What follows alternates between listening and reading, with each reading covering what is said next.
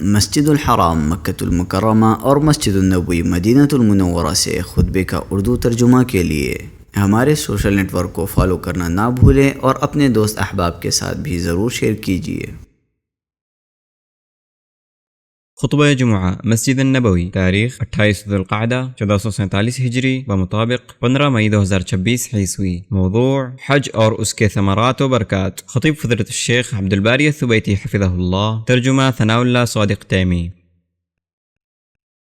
ہر قسم کی تعریف اللہ کے لیے ہے۔ اس نے اپنے حرمت والے گھر کا حج مشروع کیا۔ میں اس پاک ذات کی حمد بیان کرتا ہوں اور امن و امان کی نعمت پر اس کا شکر بجا لاتا ہوں، اور میں گواہی دیتا ہوں کہ ایک اللہ کے سوا کوئی معبود برحق نہیں، اس کا کوئی شریک نہیں۔ اس نے حج کے احکام مقرر کر کے احسان کو پورا کیا، اور میں گواہی دیتا ہوں کہ ہمارے سردار و نبی محمد اللہ کے بندے اور اس کے رسول، حج، عمرہ اور قیام کرنے والوں میں سب سے اچھے ہیں۔ اللہ کا درود و سلام نازل ہو آپ پر جب تک کہ کوئی تلبیہ پکارنے والا تلبیہ پکارے اور حرمت والے گھر کا طواف کرے۔ اما بعد، میں تمہیں اور اپنے آپ کو اللہ کے تقوی کی وصیت کرتا ہوں۔ یہ توشہ نجات اور قبولیت کی بنیاد ہے۔ اللہ تبارک و تعالیٰ کا فرمان ہے، اے ایمان والو، اللہ تعالیٰ سے اتنا ڈرو جتنا اس سے ڈرنا چاہیے، اور دیکھو مرتے دم تک مسلمان ہی رہنا۔ یہ مبارک مجمع دور دراز ملکوں سے آیا ہے، اسے سچے شوق نے کھینچ لایا ہے، بڑی امیدوں نے مہمیز لگایا ہے۔ یہ امیدوار ہے ایسی معافی کا جو گناہوں کو دھو دے، ایسی مغفرت کا جو برائیوں کو مٹا دے،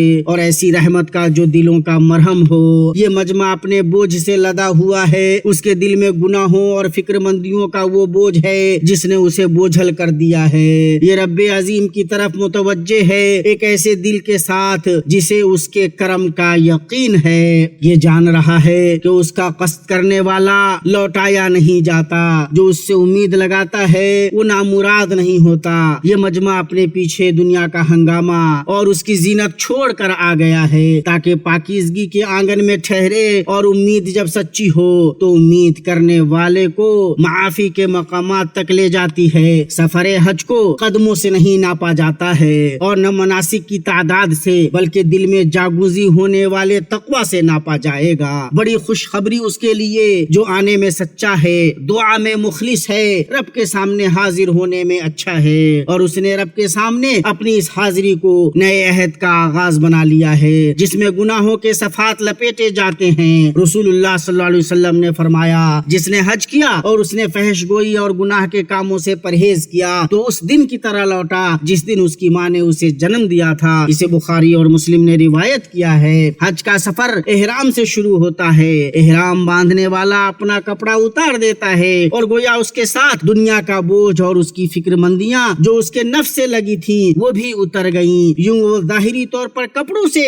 اور باطنی طور پر تکبر، دکھلاوا اور فخر و غرور سے الگ ہوتا ہے، اور اس مبارک خطے میں غیر اللہ سے سارا تعلق توڑ لیتا ہے۔ حاجیوں کے مجمع ایک ہی لباس میں کھڑے ہوتے ہیں، یوں سارے فرق مٹ جاتے ہیں، رکاوٹیں تحلیل ہو جاتی ہیں، اور امت واحدہ کا مفہوم سب سے شاندار شکل میں نمودار ہوتا ہے۔ اے حج کرنے والے، تو اس عظیم امت کا ایک فرد ہے جو اپنی وحدت سے عظیم ہے، جو اپنی تاریخ میں مضبوط ہے، اپنے اقدار میں بلند ہے۔ ایک ایسی امت جس کے فرزند ایک عقیدے، ایک قبلہ اور ایک رب پر اکٹھے ہوتے ہیں۔ افراد امت سیکھتے ہیں کہ باہمی فضیلت کی بنیاد شکل و مظہر نہیں، نہ مال و منصب ہے، بلکہ دل میں بیٹھا ہوا وہ ایمان ہے جس کی تصدیق نیتیں کرتی ہیں اور جس کے ترجمان اعمال ہوتے ہیں۔ اللہ تبارک و تعالیٰ کا فرمان ہے، اللہ کے نزدیک تم میں سب سے باعزت وہ ہے جو سب سے زیادہ تقوی والا ہے۔ پھر حاجی اپنی آواز بلند کرتا ہے، لبیک اللہم لبیک، ایک ایسا کلمہ جو زندگی کے تمام معانی و مفہوم کو سمو لیتا ہے، جیسے وہ کہہ رہا ہو، میں تیرے لیے ہوں، اے میرے رب، تیرے حکم کا ماننے والا، تجھ پر متوجہ، تیرے سوا سب کو چھوڑ چھوڑنے والا۔ تلبیہ کی آواز زبان پر جاری رہتی ہے اور اس کا مفہوم دل میں بیٹھتا ہے اور اسے بیدار کرتا ہے۔ پھر زندگی میں یہ معانی برتاؤں میں بدل جاتے ہیں، نماز میں خشوع، عمل میں امانت، معاملات میں سچائی اور راستے پر استقامت۔ پھر طواف میں داخل ہوتا ہے،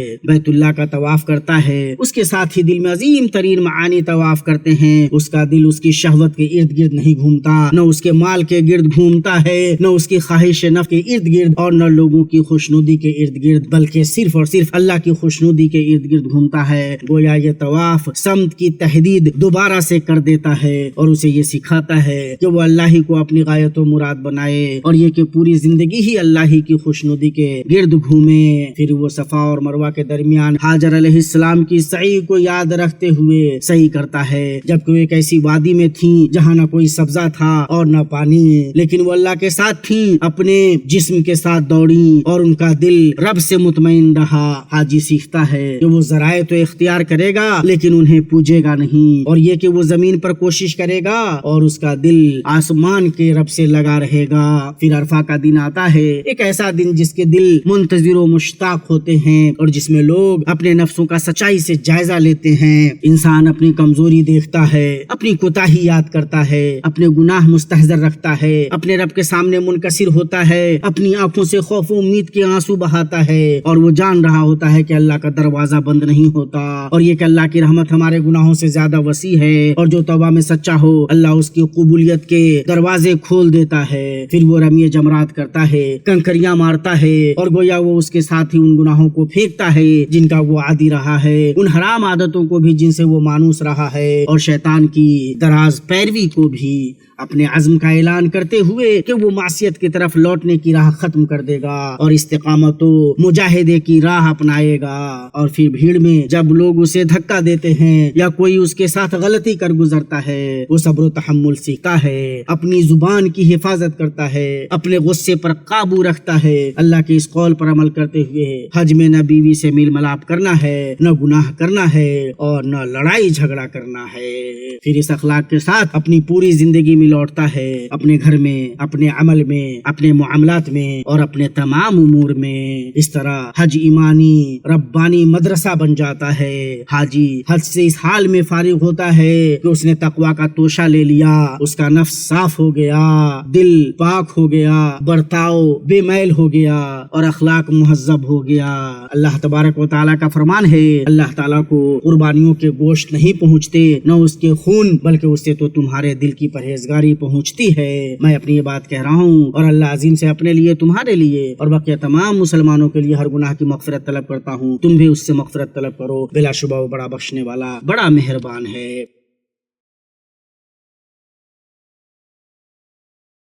تمام تعریفیں اللہ تعالیٰ کے لیے ہیں جس نے اپنے بندوں کو فضیلت کے موسموں سے نوازا۔ میں اسی کی حمد بیان کرتا ہوں اور اسی کا شکر ادا کرتا ہوں۔ تخلیق بھی اسی کی ہے اور حکم بھی اسی کا ہے، اور میں گواہی دیتا ہوں کہ اللہ کے سوا کوئی معبود برحق نہیں، وہ اکیلا ہے، اس کا کوئی شریک نہیں، جس کا یہ فرمان ہے، قسم ہے فجر کی اور 10 راتوں کی، اور میں گواہی دیتا ہوں کہ ہمارے سردار اور نبی محمد صلی اللہ علیہ وسلم اس کے بندے اور رسول ہیں جنہوں نے ان 10 مبارک دنوں کی سب سے زیادہ تعظیم فرمائی۔ اللہ تعالیٰ آپ پر اپنی رحمت نازل فرمائے جب تک رات اور دن ایک دوسرے کے بعد آتے رہیں اور خیر و برکت کے موسم ان 10 دنوں سے مزین ہوتے رہیں۔ اما بعد، میں اپنے آپ کو اور آپ سب کو اللہ کا تقوی اختیار کرنے کی وصیت کرتا ہوں۔ اللہ تعالیٰ کی اپنے بندوں پر یہ رحمت ہے کہ اس نے خیر و بھلائی کو صرف حاجیوں تک محدود نہیں رکھا، بلکہ اس کے دروازے سب کے لیے کھول دیے۔ چنانچہ ذی الحجہ کے ابتدائی 10 دن بڑے عظمت والے دن ہیں۔ اللہ تعالیٰ نے ان کی قسم کھائی ہے، قسم ہے فجر کی اور 10 راتوں کی، اور اللہ جس چیز کی قسم کھائے وہ یقیناً عظیم الشان ہوتی ہے۔ یہ وہ دن ہیں جن میں نیکیوں کا اجر کئی گنا بڑھا دیا جاتا ہے،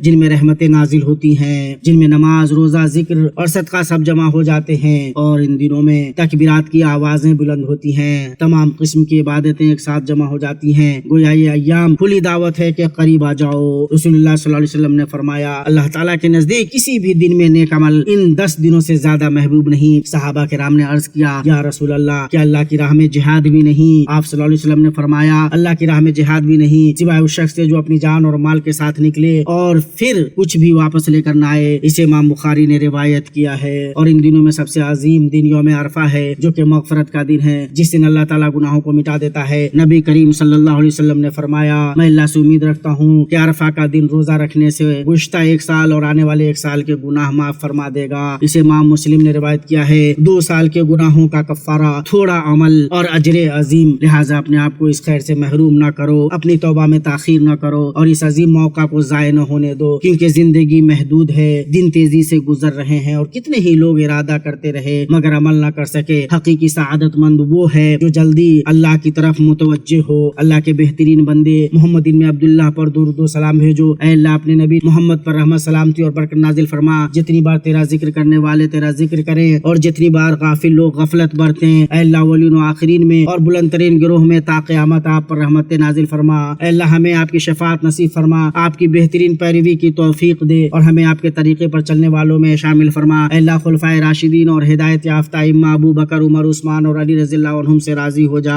نیز تمام اہل بیت اور صحابہ کرام سے بھی اور ہمیں بھی اپنے عفو و کرم سے ان کے ساتھ شامل فرما. اے سب سے زیادہ کرم فرمانے والے، اے اللہ اسلام اور مسلمانوں کو غلبہ عطا فرما. مسلمانوں کے حالات درست فرما دے اور انہیں حق اور ہدایت پر اکٹھا کر دے. اے اللہ مسلمانوں کے تمام ممالک کی حفاظت فرما. فلسطین میں اور ہر جگہ مسلمانوں کا مددگار، حامی، ناصر اور محافظ بن جا. اے اللہ جو شخص ہمارے خلاف یا مسلمانوں کے ممالک کے خلاف برائی کا ارادہ کرے اسے اسی کے معاملے میں الجھا دے، اس کی تدبیر کو اس کی تباہی بنا دے اور اس کی چال کو اسی پر الٹ دے. اے اللہ ہمارے اس مبارک ملک کی امن و سلامتی کو برقرار رکھ، جو ایمان کا مرکز اور مسلمانوں کے دلوں کا مسکن ہے اسے ہر قسم کی برائی سے محفوظ رکھ اور اس پر ہمیشہ امن و استحکام کی نعمت قائم رکھ. اے اللہ اس ملک کے سپاہیوں کی حفاظت فرما اور اسے دشمنوں کی سازشوں، مکاروں کو فریب اور ظالموں کی جارحیت سے محفوظ رکھ. اے اللہ ہم انہیں تیرے حوالے کرتے ہیں اور ان کی برائیوں سے تیری پناہ چاہتے ہیں. تمام مسلم ممالک میں خیر، خوشحالی، راحت اور سعادت عام فرما اور انہیں امن و سکون کا لباس عطا فرما.